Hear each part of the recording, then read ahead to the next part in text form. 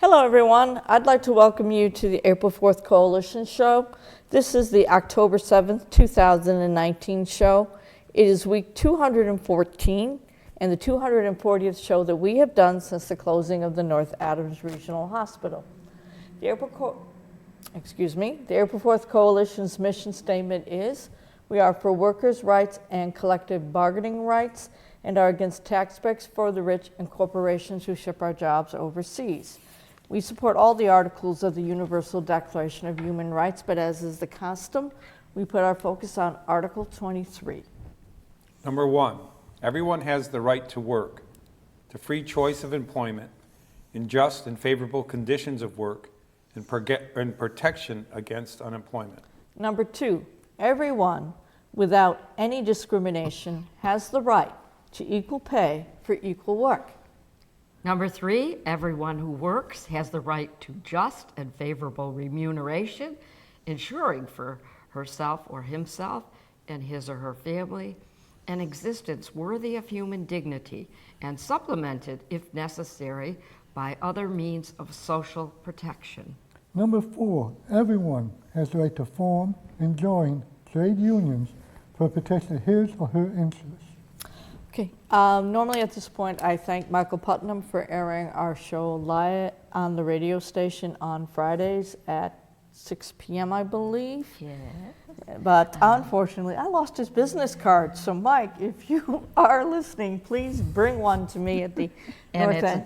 WMNB LP 107.1. But I don't sound quite just have like that the piece woman in that does it memorized. on the air. Really? And that's our hometown community Radio. station. I know Yes. it is. And we encourage you to listen to it. To it. And Yes. unfortunately, but as I said, I lost the card, Mike. So if at some point you could bring it to me, that'd be great.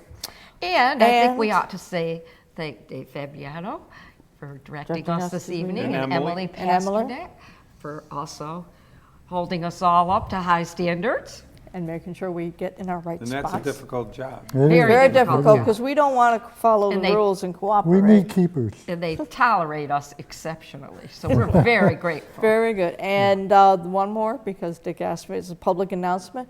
We will not be taping a show next week because it's that Monday, October 14th, is going to be Columbus Day or Indigenous Peoples Day. Indigenous We will Peoples. probably have a little conversation on that. Right. I have a feeling we will. You know, we have a video that we want to show with Robert Reich, but that Indigenous Peoples Day strikes a chord with me especially because I'm a member of the Drury High School class of 1974. And we had our reunion this weekend. Mm-hmm. But having to do with Indigenous people, I think it was last year or the year before when the Dakota Access Pipeline was in the news, when we had water protectors that were doing what they could to stop the implementation. I think it was 2016. Pipeline. To stop the pipeline from being built. I was listening to Democracy. On native land. I was driving up to Drury High School to watch a basketball game, but I was listening to Democracy Now! On the radio. And Amy Goodman was talking to two of the people that were instrumental in the Standing Rock. Standing Rock? Standing Rock battle. And one of the persons was LaDonna Brave Bull Allard. And LaDonna Brave Bull Allard is a Lakota historian and activist. And in April of 2016, she was one of the founders of the resistance camps of the Dakota Access Pipeline protest, aimed at halting the Dakota Access Pipeline near the Standing Rock Indian Reservation. Well, to me, that rang a bell because I remember at Drury High School, you know, we were alphabetized in our home rooms. We had a large home room that was like a study hall, but that was our home room our junior or senior year. And, you know, there was, you know, I didn't get to know everybody in the class, but there was this young woman, and her name was LaDonna Brave Bull. And it was news to all of us that we had someone that was a Native American going to our school. And it was surprising. I mean, it stood out. But she was only there for a short time. And I wondered to myself, and I ran into Alex Doherty, who was our class president, at the basketball game. I said, "You remember LaDonna Brave Bull?" And he was kind of hesitant on it. But while I was at the reunion, I started asking people, and people specifically remembered her. And one, Carol Mapes, who's a professor of biology and a really good researcher, she did a little bit of research, and she was able to find on Instagram, she was able to find this little note made by someone from another country that was that stated this, and it verifies the fact that I believe she was here. It says, "I heard LaDonna Brave Bull Allard speak this week at Number on Q in Boston, and she said something that took my breath away. She told the story of being sent to a boarding school in North Adams, Mass, when she was a child because Native Americans were not allowed to raise their own children. Somehow this was a practice in the U.S. until the early 80s. We were the class of 74. Her parents finally got her back in high school and took her home to the Sioux tribe in North Dakota." This is an amazing story, and this is also another way to uncover the real history that's going on in this country. And it's amazing to me tonight, because I was driving back from Bridgeport this morning, and I was listening to alternative radio that comes out of Boulder, Colorado, and Russell Means was speaking, and he was talking about this whole history and the boarding schools and what was happening in Columbus, and he was giving a speech at the University of Colorado at Denver, where I attended, and it was just an amazing speech, and I was listening, a good third of the way back up here. And that's that alternative radio. We get some of that on our WMNB station, but Yes. that it is a lot of history of I'm stunned to learn that she was in your class. Just for a short time. It was, and we, again, we only had 200 and something people in the class, Yes. but she was there for a short time, and they say private school. So I'm wondering, at the time when something happened, they might have moved her to the public school for a while then before moved her she back. went back. I never knew any of the people and I knew about sending Native peoples to boarding schools and separating them from families. I never knew about any of them coming to the East Coast. I thought they were sent to Wisconsin or places like Right. that. But I was stunned amazed, to but hear I was that story, Rick. Immediately, I wanted to contact her, but I didn't really know how to go about it, and I was kind of shy about it. But in talking to some of my classmates, they encouraged me to try to contact her, and I think they are also. A few of them, are writers, and I think they might follow up on this, and I think maybe we should try to rekindle some relationship, because she was here for a short time, and I'm sure she didn't get a really warm welcome because it was just Right. here and gone, and maybe we could use it to educate ourselves to the trials and tribulations that she went through, but how she became so strong to be able to lead a nationwide effort against a multinational corporation and against very there are many powerful of people. us here, and I was part of it, who fought the pipelines here, and of course we were working in solidarity with people at Standing Rock. So, and of course I did 30 shows on this, but the last one also talked about Standing Rock and the Bridgeport and here that. in the Northeast. So I think it would be just exceptional if you do make a contact and we ask her if she would come on the show, maybe Skype, or give us a comment, or it just would be wonderful. Someone mentioned that they had heard that Mass MoCA had tried to get her to come and speak at one time. Oh. I don't know, but that was just third hand. But I think we can, maybe one of the colleges would invite her. But maybe if we can develop this relationship with her. She'd certainly fit in with the VATNA program up at MCLA, which is focusing on the environmental sciences and whatnot. Right, It wouldn't and be. at Williams College too. I mean, Yeah. it'd be And worth Ward for Williams. both of them. But again, Well, it's this just- is to be continued, isn't Yes. it? This is to be Wonderful. continued, but it also strikes out another parallel, that the United States actually has a history of separating children from parents that none of us ever, I certainly never knew about the Native American program. I suspected we did it when we were interning the Japanese. I would be surprised if we didn't I'm not separate the sure. children out. But in that situation, rather than put No, them they took in, the families and they put took them the in. whole Yeah. families. Well, in. the 1980s. You're talking about Germany. our southern border right now. And I'm thinking about the now- southern oh my border God. where, it's Yeah. not any different than the southern border when you think about it. You're still separating a child It's ridiculous. and It never breaking up a happened. family. And Russell Means talked And it- about that. And it gave, in a sense, gave a precedent. It goes way And back. It We goes have a way very back. violent history. We do. Very violent history. I mean, and, And we the young obviously knew we were separating African American families during the slavery and the Reconstruction period, but which is just as bad. No, I'm all of going them. way back. You're to going way back. 1630 when we were committing genocide, and Right. my ancestors were part of that, in Yes. enslaving people. So that started. And of course, one of the things Russell Means was talking about today is, I think he was saying something like Christopher Columbus was the first person to enslave people here. Over here, Or probably. trafficking. Trafficking. Slave. Right.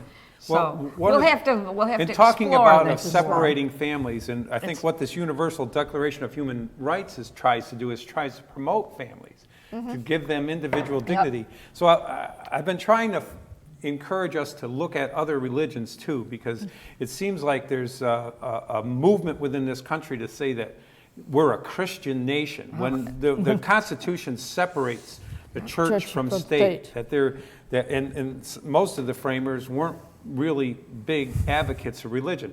But Well, not to they- say there's anything wrong with religion, but I would just want to reference But something. they'd seen firsthand the danger of mixing religion with state. Well, that having was been supposedly through why a everything. lot of these people came to the United States, was because they were being Persecuted persecuted in for their- religion. But separation of church and state is really important. Right.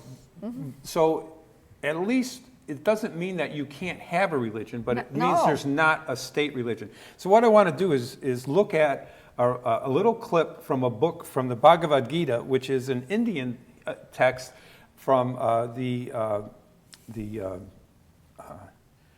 Hindu tradition. And we're talking about separating families. And Okay. this is a small section of a poem, and it's talking about,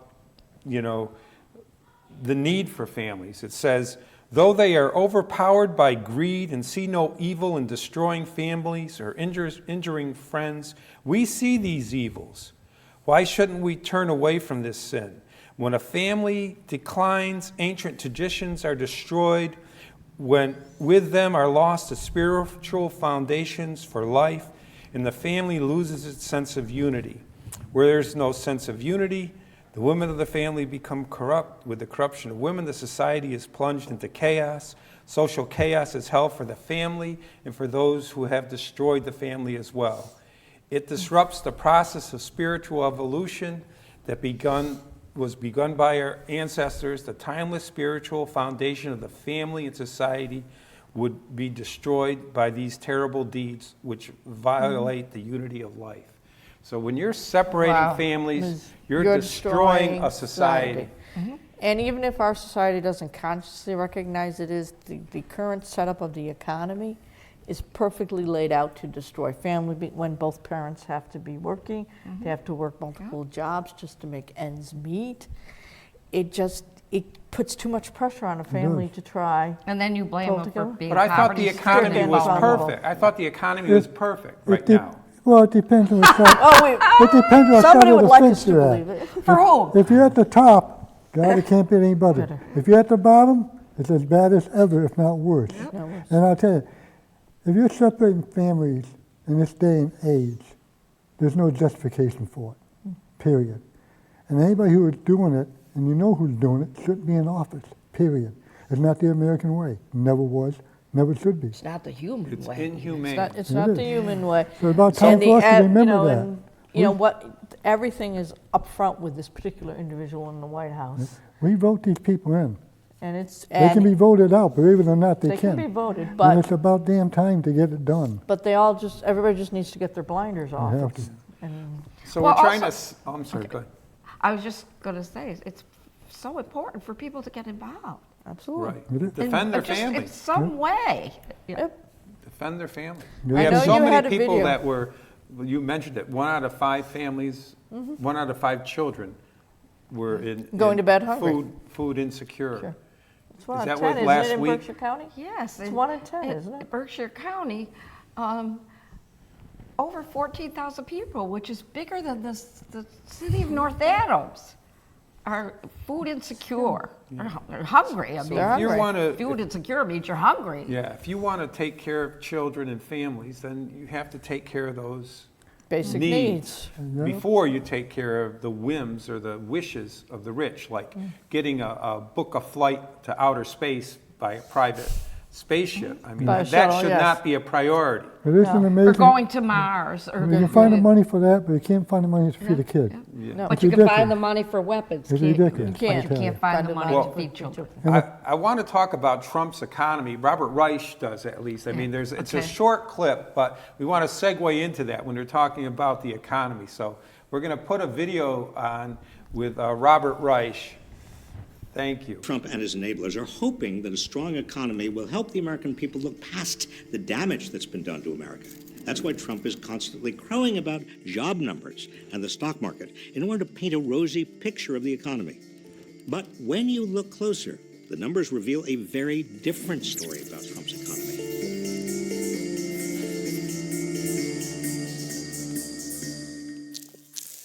Number one, wages are still stuck. The median annual earnings of full-time wage and salaried workers in 1979, in today's dollars, was $43,680. The median earnings in 2018 was $45,708. So much for the $4,000 pay raise Trump and Republicans in Congress promised when they cut taxes for the wealthy and corporations. Number two, while the unemployment rate is low, employment is not nearly as good when you consider how many people have given up looking for jobs. The labor force participation rate, that is the percent of working-age Americans with jobs, is the lowest it's been since the late 1970s, when wives and mothers first began streaming into the paid work to prop up family incomes. Third, many people are working part-time jobs. Nearly 4 million Americans are stuck in part-time jobs, unable to find full-time jobs. Many of these part-time gigs are either freelance or contract, offering fewer rights and benefits. Number four, a growing number of college graduates are overqualified for their current jobs. 1 in 10 college grads are underemployed, which is much higher than 20 years ago. At the same time, the cost of college has skyrocketed, with students going deeper into debt to pay for their education. 45 million Americans now owe $1.6 trillion in student debt. Fifth, the cost of health care continues to increase. Since 2008, average family premiums have soared 55%, which is twice as fast as workers' earnings and 3 times as fast as inflation. Prescription drug prices also continue to rise, jumping almost 11% in the first half of 2019 alone. Number six, housing costs have skyrocketed. Nearly 39 million American households are now paying more than they can afford on housing, and more than 1 in 4 renters are spending over half their income on housing. Number seven, Americans are going deeper into debt to stay in the middle class. Consumer debt, excluding mortgages, has climbed to $4 trillion, which is the highest it's ever been, even after adjusting for inflation. So, is anyone benefiting from Trump's economy? The wealthy and corporations have never had it this good.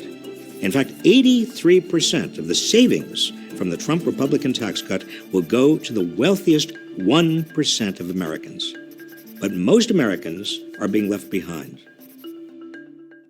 The next time Trump and his enablers boast about the economy to distract from the damage they're really doing to America, know the truth. Their failed economic agenda has made Americans poorer and less secure.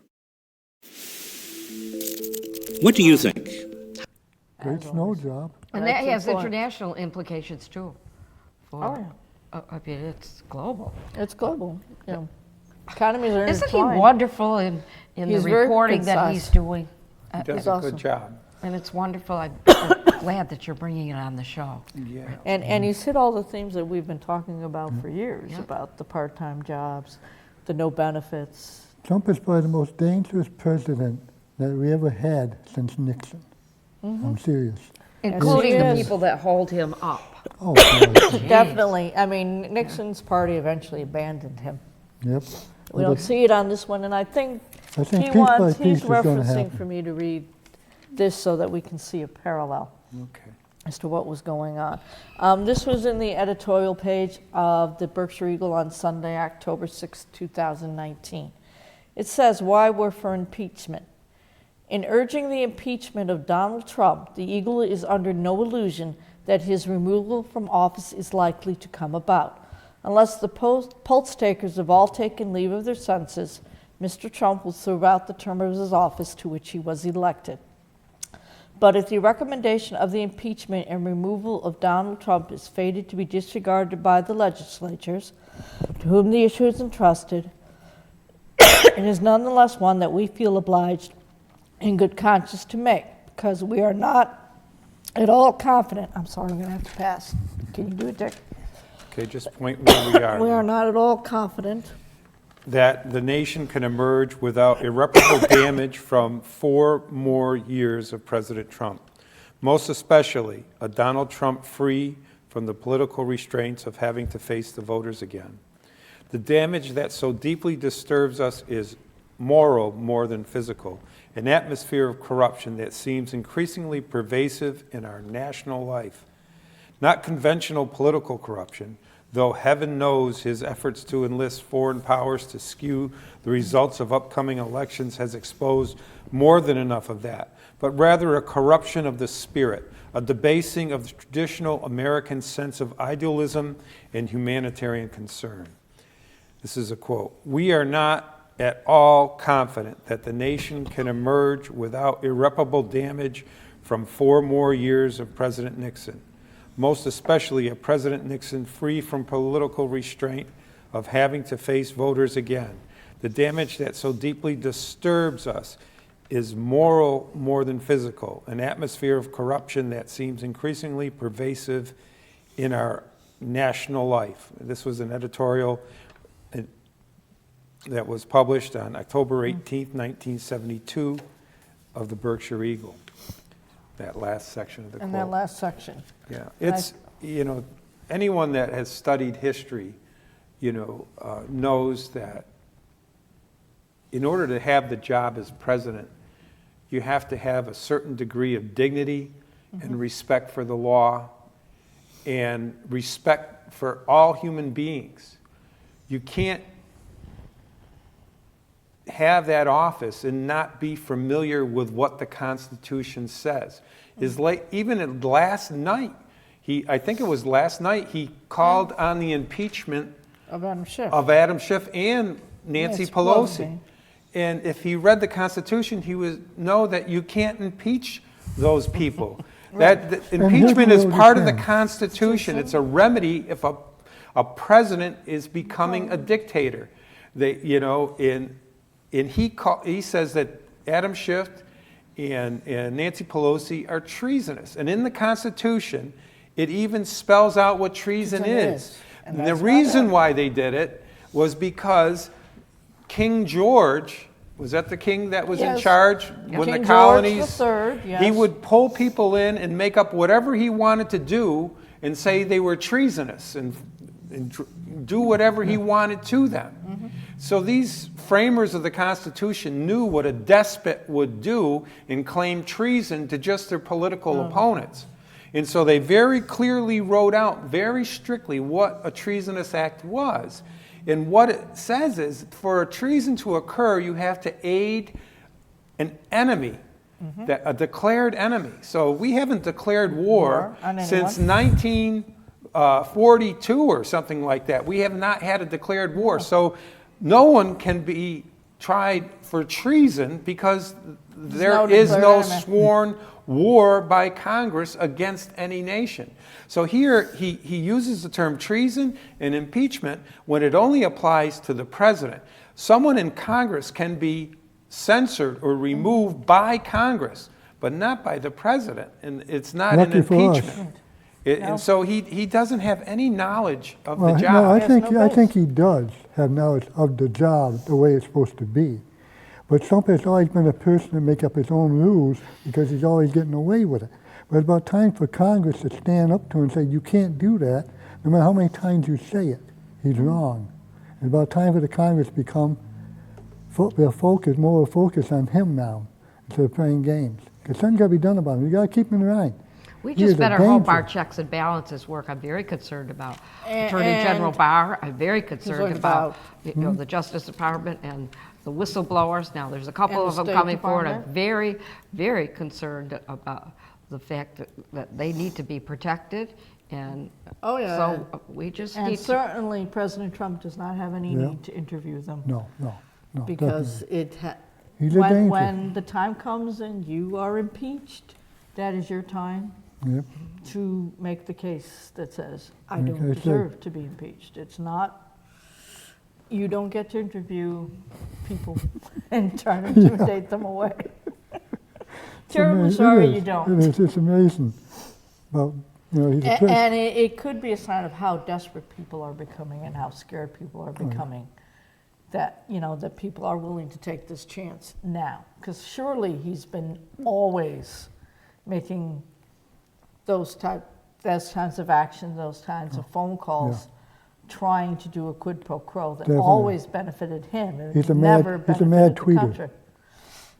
So it's not like, I can't believe this is the first time I don't know ever. if you saw Saturday Night Live, but one of the they do the news on there. He says when the president uses a Latin law term, he's doing it because why would he, Why would you seek it out, right? why would he be he barely speaks English, but then he can pull up a Latin term quid pro quo. He knows He must how- know what that means. At least he can answer one It's like item. a friend. He said, like a friend of mine knew. He doesn't know. He's not good with math, but he knows exactly how many ounces of crack you can hold before you're arrested for distribution. You know what I mean? When you're a criminal, you know what the laws are. Well, at least that we can exist. leave on a little lighthearted note and have a little hope. And Well, we have to because what's Oh, I happening know. now. There's yeah. two. we're running down on time. We're two. Yeah, we have two parallel scenarios. If someone watches Fox or someone watches Yeah. MSNBC, we got to start talking to each other, listening, respecting Yeah. each other, and restore the power to the people, right? Not the power in the few. And here we are, power to the people. Power to the Solidarity. people. Unity forever. Forever, we Yeah, are one. Of course, human race is one. Together. And remember, speak out if needed. And we will see everyone in 2 weeks when we tape our next show, We shall return. October 21st. Learned with workers' blood, mistakes of the bosses we must pay for. From the cities and the farmlands to trenches full of mud, war's always been the bosses' way, sir. The union forever defending our rights. Down with the black leg, all workers unite. With our brothers and our sisters from many far-off lands, there is power in our union. Now I long for the morning that they realise brutality and unjust laws cannot defeat us.